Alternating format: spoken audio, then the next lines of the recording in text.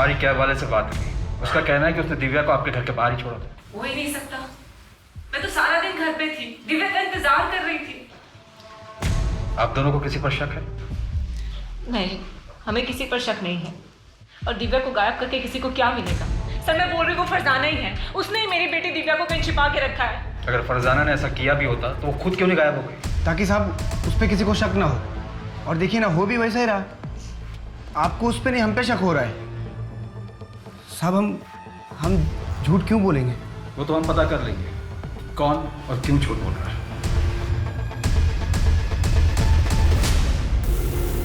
देख प्रणय, अगर दिव्या से तू मेरी शादी कराता है तो मैं तुझे 8 लाख रुपए दूंगा और तुझे वो वापस भी देने की जरूरत नहीं। भाऊ क्या बात कर रहे हो? मेरी दिव्या सिर्फ 13 साल की है। तो क्या हुआ, आज नहीं तो कल शादी तो करवाओगे। 8 लाख छोटी रकम नहीं होती।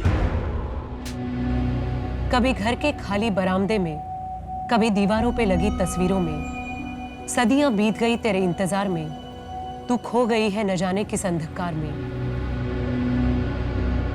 तेरी याद मुझे रुलाती है, पर एक लौ है मेरे अंदर जो मुझे उठाती है। मैं चलती हूँ, भागती हूँ, आज भी तुझे ढूंढती हूँ। एक बच्चा जब गायब होता है तो उसका परिवार उसे ढूंढने के लिए हर मुमकिन कोशिश करता है, और दूसरी तरफ वो बच्चा न जाने कितने अत्याचारों से गुजरता है। एनसीआरबी की 2019 के रिपोर्ट के मुताबिक लगभग 1,19,617 बच्चे लापता हुए थे। मतलब 327 बच्चे हर दिन। 10 साल के अंतराल में इनमें से काफी बच्चे खोज लिए गए, पर तकरीबन 48,000 बच्चे अभी भी गायब हैं। हमने आज तक गुमशुदा बच्चों की कई कहानियां देखी, लेकिन आज का केस ऐसा है जिसमें एक बच्ची गुमशुदा हुई, लेकिन पुलिस प्रशासन को यह समझ में नहीं आ रहा था कि कोई उस बच्ची को ढूंढना भी चाहता है या नहीं। नमस्कार, मैं सोनाली कुलकर्णी क्राइम पेट्रोल सतर्क के इस नए अध्याय में आपका स्वागत करती हूँ।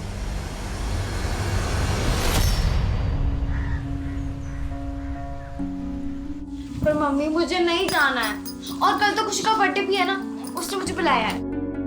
दिव्या सिर्फ एक ही हफ्ते की बात है, तुम खुशी को सॉरी बोल देना। लेकिन मम्मा दिव्या, जाना ये ले बेटा, तेरे लिए नई फ्रॉक। नहीं फ्रॉक?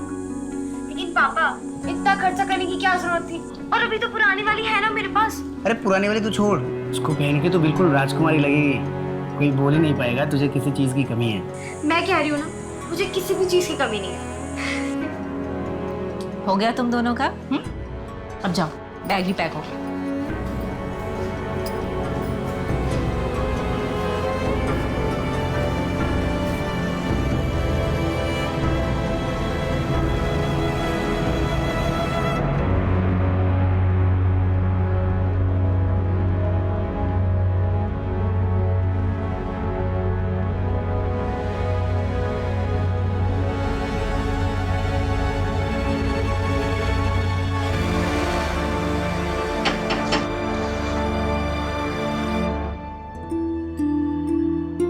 बेटा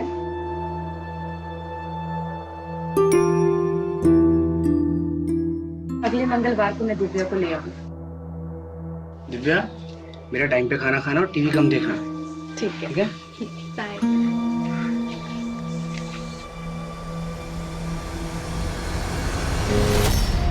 अम्मी, मैं एक दिन और रुक जाऊं प्लीज। बेटा, तुम्हारी मम्मी हम दोनों की पिटाई करेंगी। बोला था उन्होंने कि मंगलवार को दिव्या को वापस लाना है। मंगलवार मतलब मंगलवार। अच्छा बेटा, मेरी तबीयत ठीक होती तो मैं तुम्हें खुद छोड़ने जाती हूँ।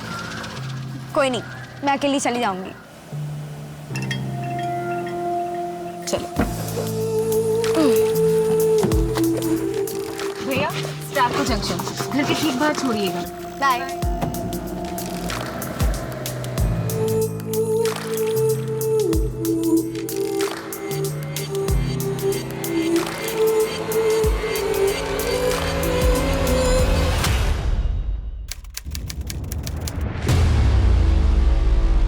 झूठ बोल रही है फरजाना, वो मेरी दिव्या को अकेला छोड़ ही नहीं सकती।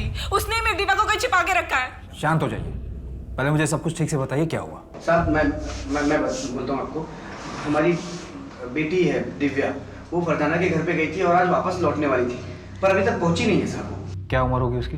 मेरी बेटी सिर्फ 13 साल की। ये फरजाना क्या लगती है आपकी? आप इतने सवाल क्यों पूछ रहे हैं? उस फरजाना को उठाइए और जेल में डाल दीजिए, तब बताएगी कि उसने मेरी बेटी दिव्या को कहाँ छिपा के रखा है। देखिए मैडम, हम ऐसे ही किसी को उठाकर जेल में नहीं डाल सकते, हमें अपने तरीके से काम करने दीजिए। आपकी बेटी दिव्या फरजाना के घर क्यों गई थी? सर मेरी तबीयत ठीक नहीं थी, इसलिए मैं दिव्या को छोड़ने नहीं गई थी। ये प्रणय और सुनीता झूठ बोल रहे हैं, उन्होंने ही मेरी दिव्या को गायब किया। लेकिन क्यों? ये सवाल मुझे और मेरी टीम को हर वक्त परेशान कर रहा था। इस केस को सुलझाना उतना आसान नहीं था जितना दिख रहा था। इस केस ने हमारे सोचने समझने के तरीके को ही बदल दिया। इस केस की शुरुआत से ही हमारे जहन में एक सवाल था कि आखिर उस दिन हुआ क्या था, कौन सच की चादर ओढ़ के हमसे झूठ बोल रहा था। यह हमारे सबसे मुश्किल केसेस में से एक था। सच को साबित करना तो दूर की बात थी, सच को समझने के लिए भी हमारे पास एक भी सबूत नहीं था।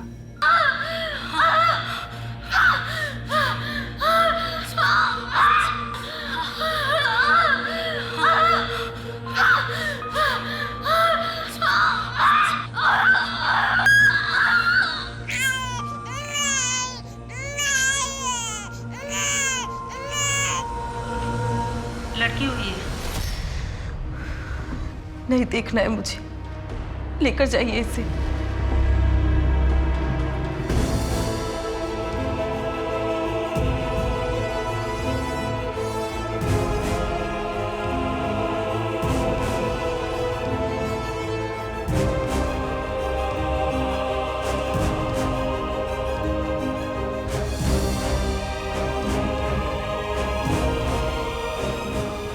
टाइम और माँ बाप का नाम? 12:28। माँ का नाम फरजाना और बाप का पता नहीं है, क्लोज्ड अडॉप्शन होगा। अरे पर माँ ने कुछ तो नाम दिया होगा। अरे शक्ल तक तो देखी नहीं। तू ऐसा कर, दिव्या लिख दे और ये पायल उसके पास रख दे, उसकी माँ का है। ये पायल तो बहुत बड़ा है। हाँ तो बड़ी होगी तो पहनेगी ना, तुझे क्या करने का है? तू उसके पेपर्स के साथ रख दे बस।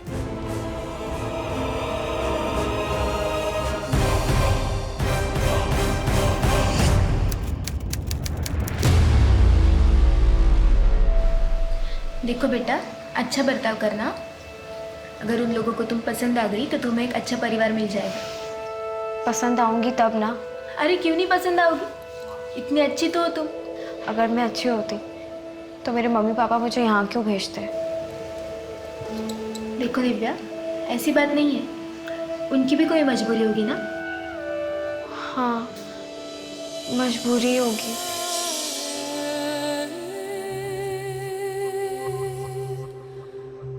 अच्छे से रहना और बीच बीच में मिलने भी आना।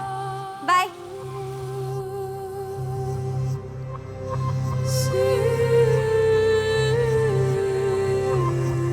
भैया कुछ खाने को दो ना। नहीं, पैसे नहीं चाहिए, भूख लगी है, खाने के लिए कुछ दो ना। आगे जाओ। दीदी कुछ दो ना खाने के लिए। पैसा नहीं लेगी, खाना खाएगी तू? मैं खिलाता ना तुझे खाना, चल।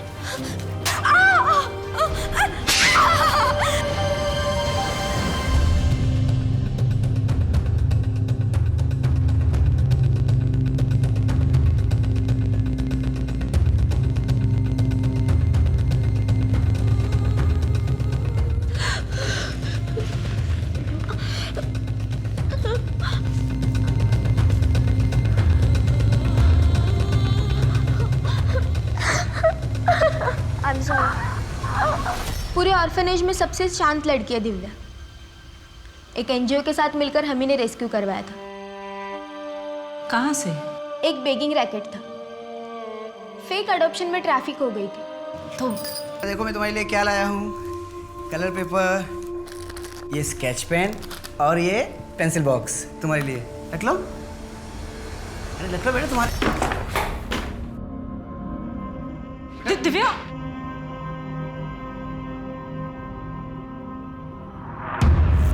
पण प्रणय अडॉप्ट करण्याची काय गरज आहे? अरे शुभम है ना, इसको तो अपना ही बेटा समझ।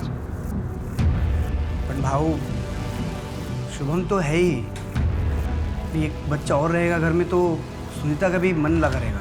कुछ भी कर, पर एक बात का ध्यान रख, मैं मेरे बेटे का हक किसी और को मारने नहीं दूंगा। हाँ ठीक है, अगर वो तेरा खून होता तो मेरे को कोई फर्क नहीं पड़ता, और अपनी खानदानी प्रॉपर्टी में मैं किसी और को हिस्सा लेने नहीं दूंगा। ऐसे लोग क्रिमिनल बनते हैं, और ये तो पता नहीं किसका गंदा खून है। ओ भाऊ, ऐसा बोलो नको। हाँ, मैं आपकी इज्जत करता हूँ इसलिए बताने आया था, परमिशन लेने नहीं आया था आपसे। चल सुनीता, निकतो अभी।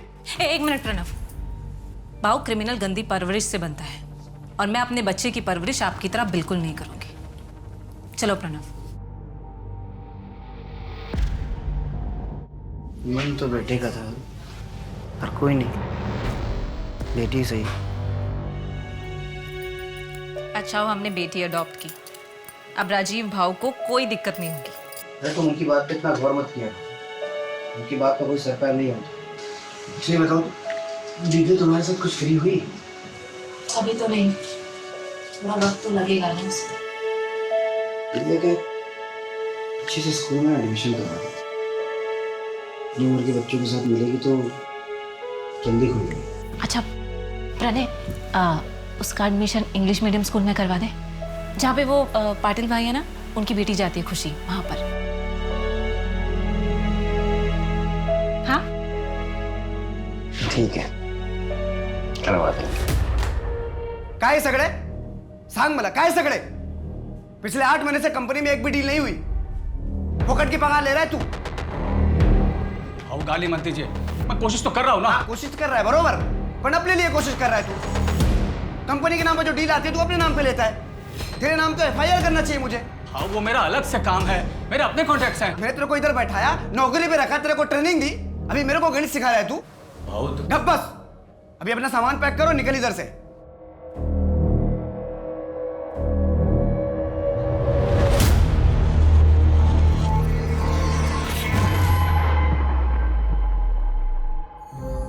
दिव्या, बेटा आ जाओ, खाना लग गया है। हाँ 10 मिनट के लास्ट समय कंप्लीट कर लेती हूँ। दिव्या ये लो, ये तुम्हारे लिए नया बैग है और इसमें बैग, थैंक यू। आपको पता है स्कूल में क्या हुआ? रश्मि ने ना मेरा बेटा इसको अंदर ले जाके रखो, आराम से बैठ के बात कर, है ना? ठीक है।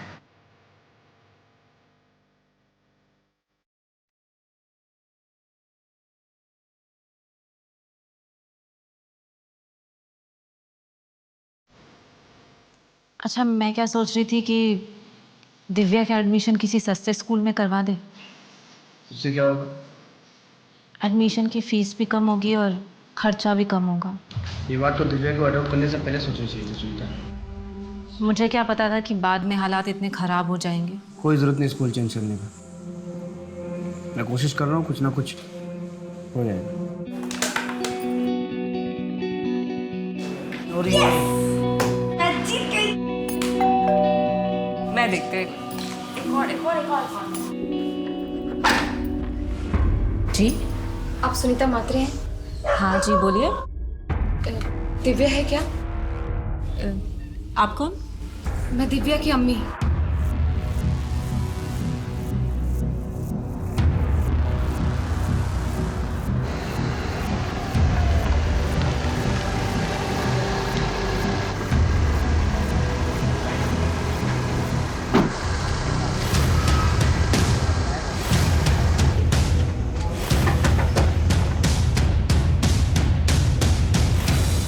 हाँ साहब, मेरे को सिर्फ इतना याद है, इस लड़की को जिधर छोड़ा था उधर कोई तो था जिसने दरवाज़ा खोला था। आदमी था या औरत? सर आदमी था या औरत ये तो पता नहीं, लेकिन मैडम ने जहाँ बोला मैंने छोड़ दिया था। अगर कैब वाले ने दिव्या को प्रणय और सुनीता के घर के बाहर ड्रॉप किया था तो फिर दिव्या घर क्यों नहीं पहुंची? कहीं ऐसा तो नहीं है कि दोनों झूठ बोल रहे हैं? सर कोई तो झूठ बोल रहा है। ये दिव्या आउट ऑफ वेडलॉक बच्ची है। 13 साल पहले फरजाना ने उसे अडॉप्शन के लिए दिया था, फिर ये अब क्यों आई है? फरजाना मेरी बात को समझो तुम, मैं अभी तुमसे शादी नहीं कर सकता हूँ, अम्मी नहीं मानेगी।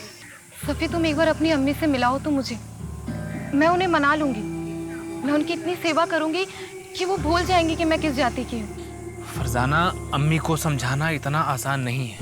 देखो मुझे थोड़ा वक्त दो, मैं अभी अपने पैरों पे खड़ा भी नहीं हुआ हूँ, मैं अम्मी से बात क्या करूंगा, कैसे समझाऊंगा उन्हें? ठीक है, लेकिन जो भी करना है जल्दी करो, मेरे पास ज़्यादा वक्त नहीं है। मैं अभी चलती हूँ, अब्बू घर पे इंतज़ार कर रही हूँ। अच्छा सुनो तुम, इतनी मुश्किल से तो आई हो तुम फरजाना, 10 मिनट से रुक जाओ।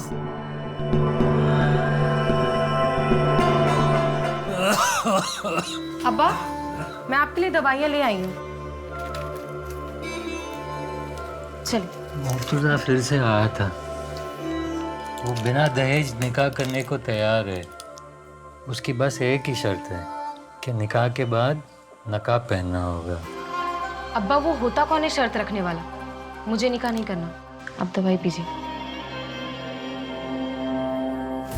बहुत डर लग रहा है, पुलिस आएगी तो बाल की खाल निकालेगी। कहीं घबराहट में मुंह से कुछ निकल गया तो क्या करूं? निकल जाऊं क्या? ठीक है।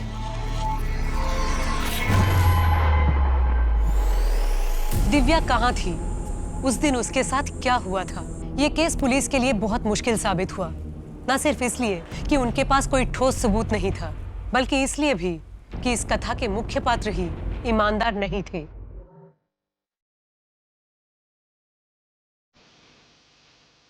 बुरा साया है तुझ पर, और वो इतनी आसानी से तेरा पीछा नहीं छोड़ेगी। बुरा साया? तो पापा आप ही बताइए ना, क्या करना होगा मुझे?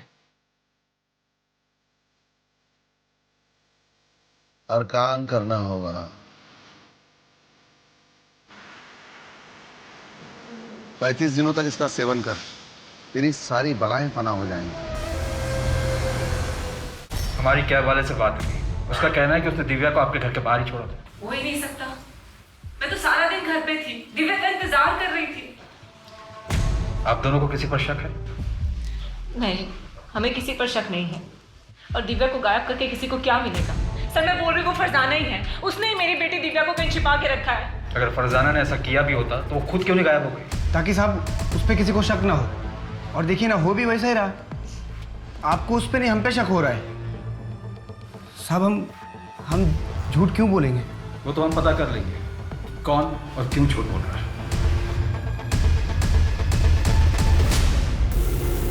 देख प्रणय, अगर दिव्या से तू मेरी शादी कराता है तो मैं तुझे 8 लाख रुपए दूंगा और तुझे वो वापस भी देने की जरूरत नहीं। भाऊ क्या बात कर रहे हो? मेरी दिव्या सिर्फ 13 साल की है। तो क्या हुआ, आज नहीं तो कल शादी तो करवाओगे। 8 लाख छोटी रकम नहीं होती। पैसे वाला तो क्या? अपनी बेटी बेचूंगा तुझे? हाँ, निकल यहाँ से। और आइंदा मेरे घर पे दिखाई मत पड़ना। आइंदा दिखाई पड़ा ना तो जान से मार दूंगा। मैंने सोच भी कैसे ली कि मैंने अपनी बच्ची बेचूंगा इसे।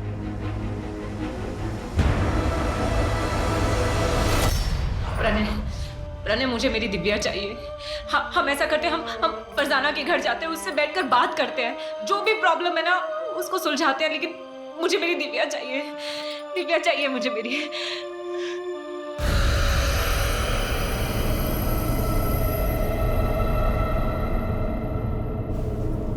खाना लगा दिया है। हट, हाथ नहीं लगाना। नहीं खाना है तेरी नाजायज कमाई। पता नहीं क्या करके पैसे लाती है। कुछ भी करती हूँ, कम से कम अपना और तुम्हारा पेट तो पालती हूँ। और ये तुम्हारी दारू, ये तो वही पैसे से आती है। क्या बोला? ज़बान चलाती है। जिसको देखो कुछ ना कुछ बक ही रहा है। भाग यहाँ से।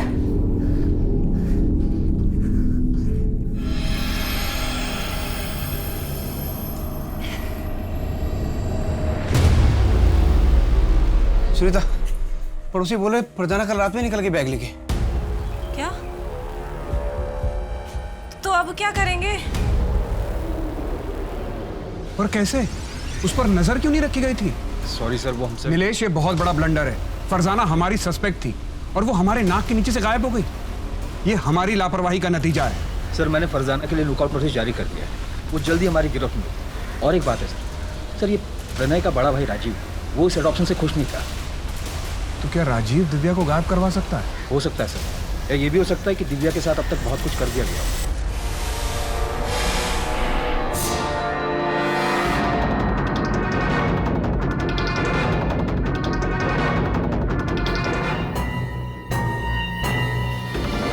जी मुझे अडॉप्शन से प्रॉब्लम था, लेकिन जब लड़की अडॉप्ट हुई तो फिर मुझे क्या प्रॉब्लम?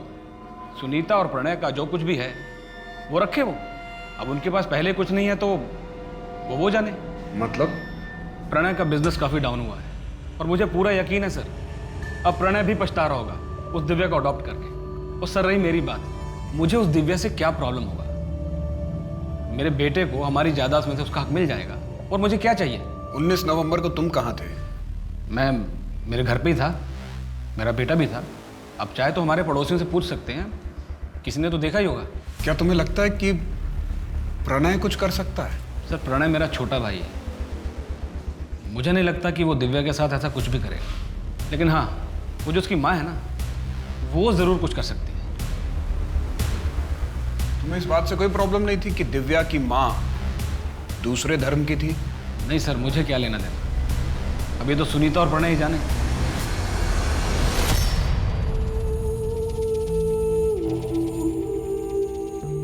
पापा ये देखो मैंने आपके लिए बनाया, हैप्पी फादर्स डे।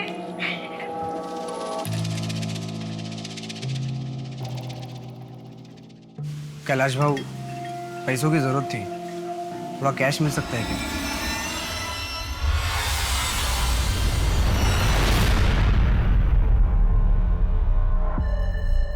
कहीं तुमने ही दिव्या को?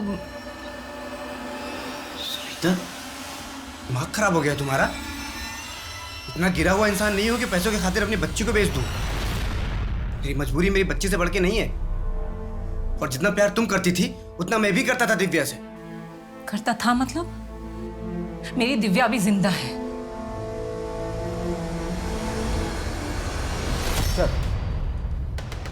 सर प्रणय और सुनीता को दिव्या के लिए रिश्ता है। कैलाश वागले नाम का एक आदमी है, यहाँ गोवा में 3 रिजॉर्ट है उसके, और 8 लाख रुपए में बात भी तय हुई। पहले तो प्रणय ने उसे धक्का मार कर निकाल दिया, लेकिन अपने खबरी जग्गू ने पता किया ये प्रणय दोबारा कैलाश से मिला था, शायद डील कर ली। तो क्या ये चाइल्ड मैरिज का केस है? कहीं ऐसा तो नहीं कि प्रणय ने मौके का फायदा उठाया ताकि सबको ये लगे कि ये सब कुछ फरजाना ने किया है? और ये भी हो सकता है कि प्रणय और फरजाना दोनों मिले हों। ये फरजाना इंदौर से है ना? जी सर, उसका एड्रेस भी हमारे पास, मेरी लोकल पुलिस से बात भी हुई है। नहीं नीलेश, तुम खुद इंदौर जाओ और इस फरजाना की कुंडली निकालो। 1 महीना बीत गया है और हमारे पास दिव्या की कोई खबर नहीं।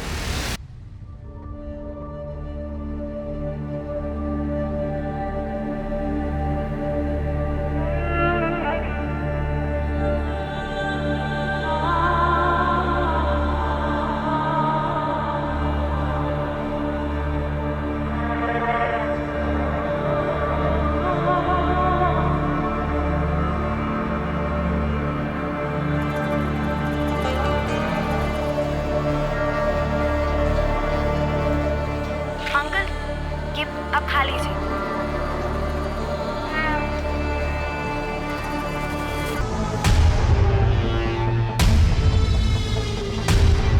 कि हम ऐसे रहूंगी?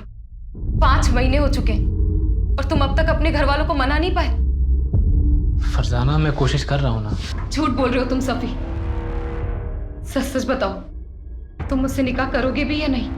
करूंगा फरजाना, पर सही वक्त आने पर। और वो सही वक्त कब आएगा?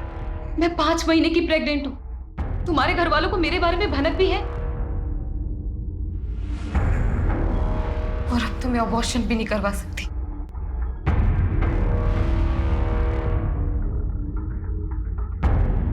और कब तक यहाँ रहना होगा? फरजाना, जब तक पुलिस मामला रफा दफा नहीं कर देती है तब तक। काश मैं दिव्या के साथ थोड़ा और वक्त गुजार पाती।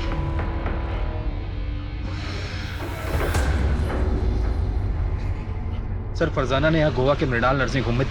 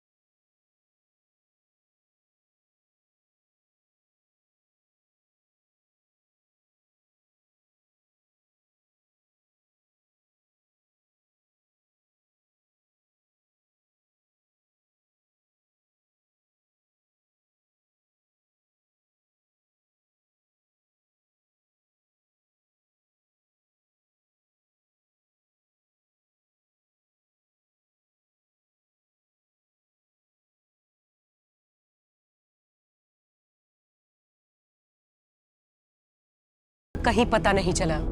1 साल बाद पुलिस भी दूसरे केसेस में उलझ गई और दिव्या मिसिंग केस फाइलों के नीचे दब गया।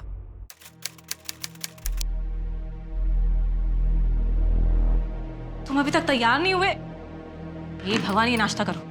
तुम्हारा रोज का नाटक है, ट्यूशन के लिए भी लेट हो जाते हो। मुझे कोई बात नहीं, मैं ड्रॉप कर दूंगा। हाँ, तुम्हारे इसी लाड प्यार ने ना इसको बिगाड़ के रख दिया। दूध भी पियो। मेरा राजकुमार है ये। तू खा बेटा, आराम से खा। डैडी तुझे ड्रॉप करेंगे यार। दूध भी पियो।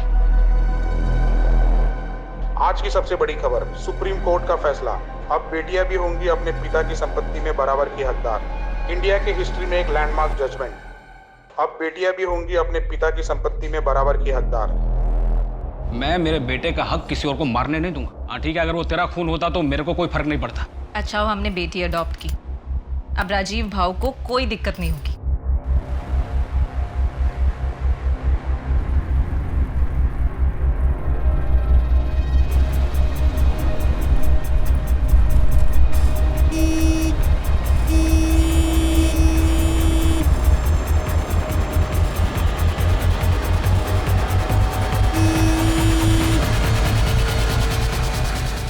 भाई क्या कर रहे हो? बीच पे खड़े हो, साइड में लो ना। भाऊ गाड़ी बंद पड़ गई है भाऊ। अरे गाड़ी खराब हो गई है तो साइड में लो ना, बीच में कहाँ खड़े हो? भाऊ मेरी बात सुनो ना, भाऊ बात सुनो ना।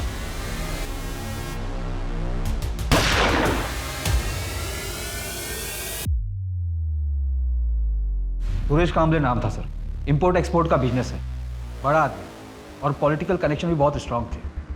तभी ऊपर से प्रेशर आ रहा है। गाड़ी में नेम प्लेट भी नहीं है। कमल, ये स्टिकर देख रहे हो?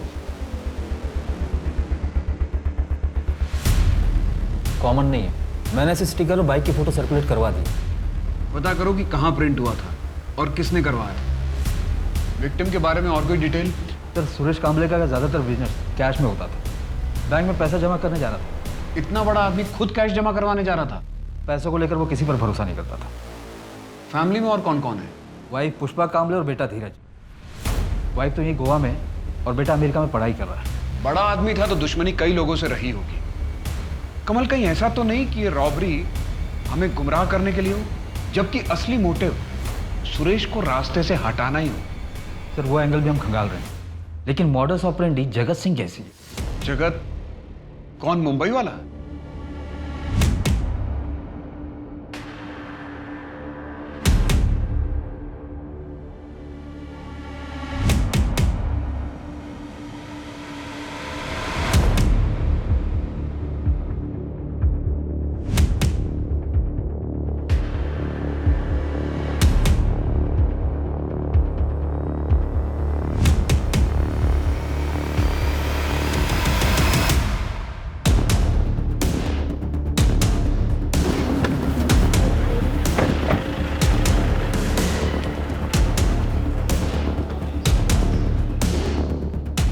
टिप तो सही मिली।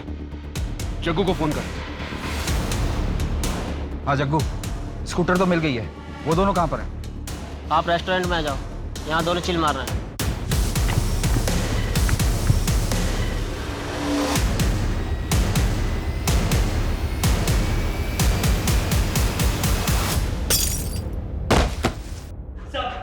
खड़ा हो। खड़ा हो। अपना मुंह खोल और बता किसके कहने पे मारा सुरेश कांबले को? बोल। नहीं जानता मैं किसी सुरेश कांबले को। नहीं जानता? अच्छा, अब तुम दोनों को कोई नहीं जानेगा। कमल, इन दोनों की ऐसी हालत करो कि इन दोनों को कोई पहचान न सके। मैं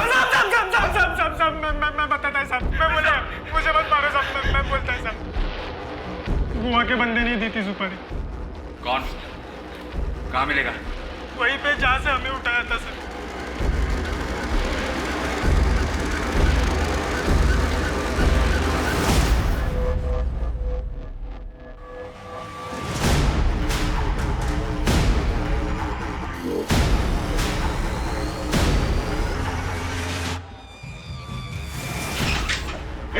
खड़ा हो। क्या कर रहे हो?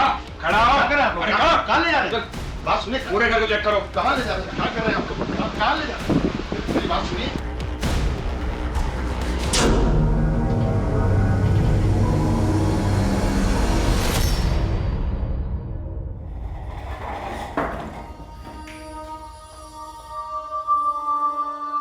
क्यों सुपारी दी थी सुरेश कांबले की? वो तो तुम्हारा शागिर्द था। कर्म अच्छे कर, ऊपर वाले का यही फरमान है तेरे लिए। अगर अगले 2 सेकंड में अपना मुंह नहीं खोला ना तो उसी ऊपर वाले के पास भेज दूंगा। तेरा ये गुस्सा ही तेरा सबसे बड़ा दुश्मन है, और यही एक दिन तुझे जहन्नुम में ले जाएगा। बता, इतना कैश कहां से आया तेरे पास? बहुत सारे शागिर्द हैं मेरे, खुशी से भेंट चढ़ाते रहते हैं। सर ये चमत्कारी बाबा तो बहुत पहुंची हुई चीज है। रहता तो एक छोटी सी झोपड़ी में, पर यहाँ गोवा से लेकर इंदौर तक बड़ी बड़ी बिल्डिंगों में इन्वेस्टमेंट है इसका, और सब कैश में। एक काम करो, एक लिस्ट निकालो कि इस बाबा ने कहां कहां इन्वेस्ट किया है। सर मैंने ऑलरेडी निकाला, ये देखिए सर, ज्यादातर हॉस्पिटल्स और नर्सिंग होम में इन्वेस्टमेंट किया है। कहीं ऐसा तो नहीं कि इस बाबा और सुरेश कांबले के बीच में पार्टनरशिप हो? क्योंकि इसके अलावा तो और कोई मोटिव नजर नहीं आ रहा। सर ऐसा तो अब तक कुछ सामने नहीं आया, और बाबा को जिस अड्डे से अरेस्ट किया गया था वहाँ पे जो पैसे मिले थे वो सीरियल नंबर से, मतलब साफ है ये सारे पैसे किसी एक ही आदमी ने दिए। कहीं ऐसा तो नहीं कि बाबा को किसी और ने सुपारी दी और बाबा ने आगे सुपारी दे दी?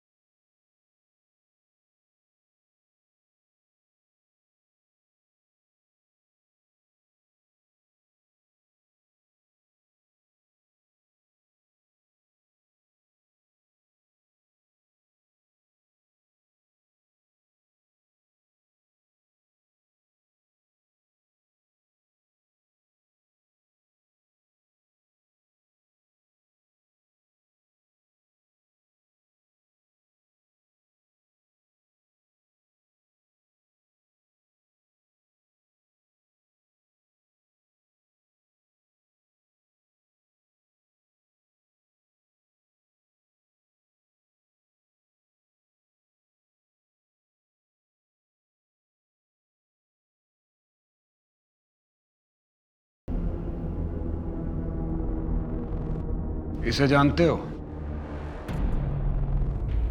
इसे जानते हो?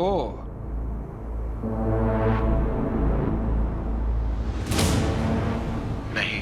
इसे मृणाल नर्सिंग होम से अडॉप्ट किया गया था और इसने इस बच्ची को जन्म दिया था। इसका नाम दिव्या है, 6 साल से गायब है। क्या जानते हो इनके बारे में?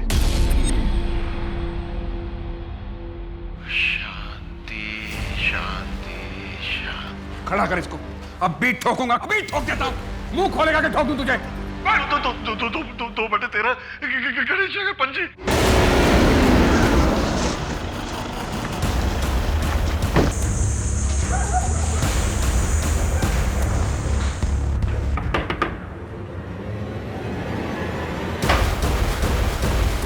खत्म हुआ चूहे बिल्ली का खेल। बहुत साल घुमाया तुमने। फरजाना, मेरे पास एक प्लान है, सुनो, बैठो, ध्यान से सुनो। हम एक काम करते हैं कि हम ये बच्चा एक अस्पताल में दे देते हैं। क्या बोल रहे हो तुम सफी? मैं अपना बच्चा किसी को नहीं दूंगी। फरजाना, मेरी बात ध्यान से तो सुनो। देखो, एक चमत्कारी बाबा की वजह से मुझे एक अस्पताल के बारे में पता पड़ा है। हम ये बच्चा वहाँ दे सकते हैं, वही बच्चा रख लेंगे, और डिलीवरी होने तक तुम भी वहाँ रह सकती हो। हम जब निकाह कर लेंगे फिर ये बच्चा वापस ले लेंगे। और ना ही मेरा सफ़ी से कभी निकाह हुआ, और ना ही मैं अपनी बच्ची को ले पाई। फिर मुझे पता चला कि सफ़ी को HIV है। मैंने अपना टेस्ट करवाया तो मैं भी पॉजिटिव आई। मौत को इतने करीब से देखने के बाद मेरे अंदर की ममता जाग गई। सोचा बच्ची कुछ जिंदगी अपनी बच्ची के साथ गुजार पाऊं, पर दिव्या आप कहाँ हैं? क्या? क्या वो जिंदा है? मैं तो सोच रही थी कि वो उन दोनों के साथ खुश है। मुझे लगा था कि उन दोनों ने दिव्या का किडनैप करवाया ताकि वो मुझे फंसा सके। इसीलिए मैं उनके रास्ते से खुद हट गई ताकि वो तीनों खुश रह सके।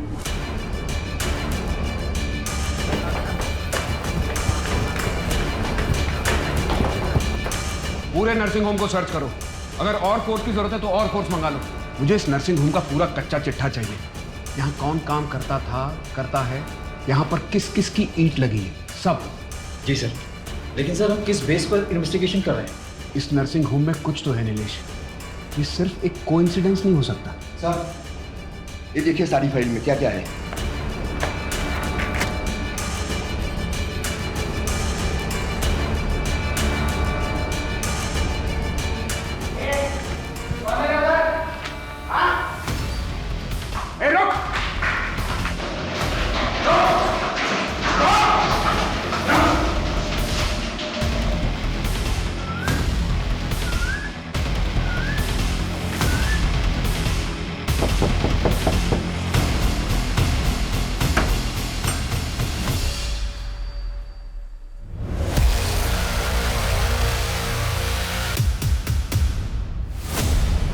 फरजाना, ये सब क्या है?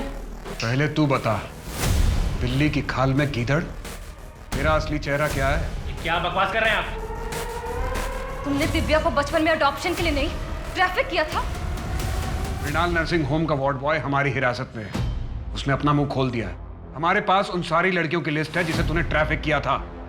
बोल, कहाँ है दिव्या? बोल। फरजाना, मुझे कैसे पता होगा? 6 साल पहले वो सुनीता के घर के बाहर से गायब हुई थी। ये दिव्या की अभी की रिपोर्ट है जो हमें मृणाल नर्सिंग होम से मिली है। ये बताएगा?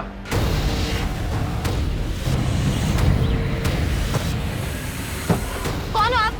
क्या हो रहा है ये? कौन हो आप? ये क्या कर रहे हो? और आप गाड़ी कर रहे हो?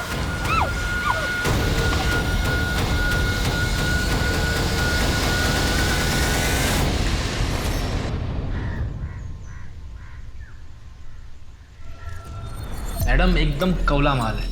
लॉटरी लग जाएगी आप लोगों की। महीने का 10,000। आप एक बार लड़की को देख तो लीजिए पहले। रोज देखते हैं। 10,000 रुपए के ऊपर 1 रुपया नहीं मिलेगा। ठीक है, लेकिन अगर बच्चा हुआ तो उसके पैसे मैं अलग लूंगा। ठीक है, मैं पैसे लेकर आती।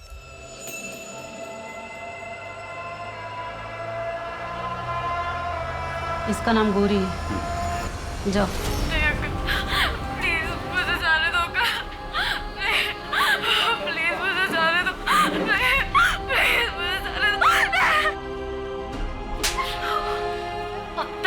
नहीं पैदा कर पाए, कब तक मुफ्त का खाएगी? कुछ करो ना इसका।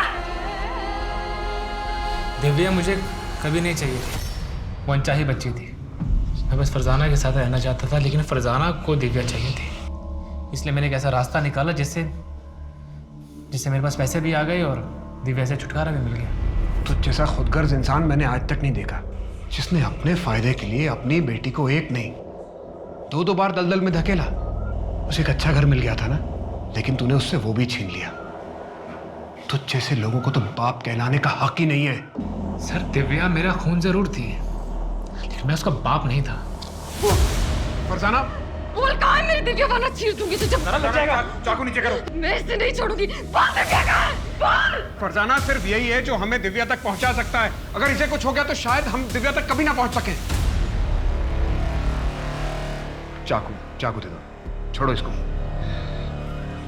सर, मैं आपको लेके चलता हूँ जहाँ पर बच्ची को रखते हैं, लेके चलता हूँ। सर, यहीं पर है। कहाँ पे? दिव्या, दिव्या,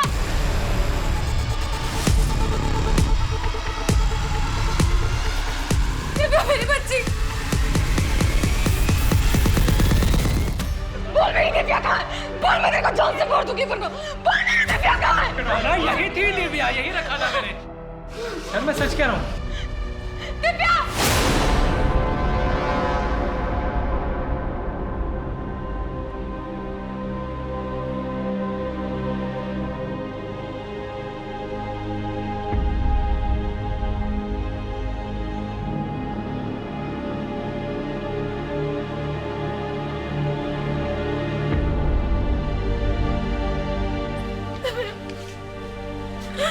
मेरी बच्ची।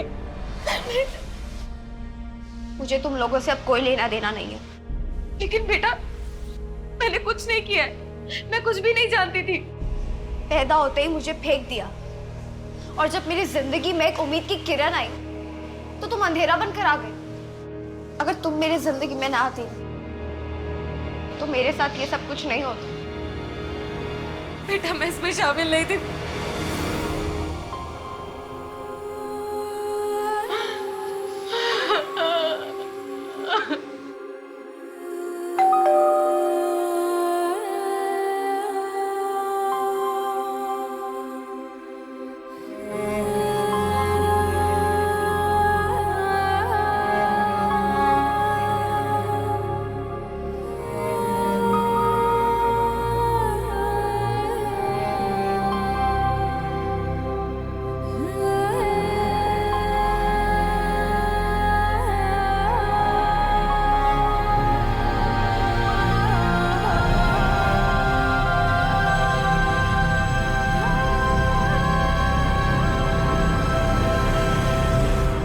सर, मृणाल नर्सिंग होम को सील कर दिया गया।